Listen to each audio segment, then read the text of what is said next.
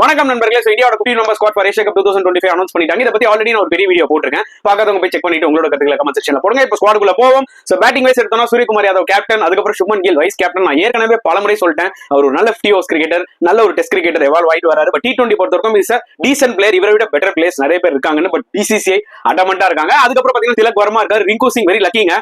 ஏன்னா ரீசெண்டா வந்து பாத்தீங்கன்னா பேட் ஃபார்ம்ல இருந்தார், அவரோட பிளேஸ் தக்க வச்சுக்கிட்டாரு. விக்கெட் கீப்பிங் ஆப்ஷன்ஸ்ல சஞ்சு சாம்சன் ரிசர்வ் பிளேஸ் டவுட்டே கிடையாது. ஜிதேஷ் சர்மா ஆட் பண்ணிருக்காங்க. நான் ஏற்கனவே சொல்லியிருந்தேன் என்னோட ப்ரெடிக்ஷன்ல பதில் ஜிதேஷ் வரணும்னு சொல்லிட்டு. அதுக்கப்புறம் ஆல்ரவுண்டர்ஸ்ல அபிஷேக் சர்மா இருக்காரு, ஹர்திக் பாண்டியா, அக்சர் பட்டேல், சிவம் தூபே, வாஷிங்டன் சுந்தர் நான் மிஸ் பண்றேன். அதே மாதிரி பேட்டிங்ல ஷ்ரேயாஸ் ஐயரும் நான் வந்து பாத்தீங்கன்னா மிஸ் பண்றேன் அந்த ஸ்குவாட்ல.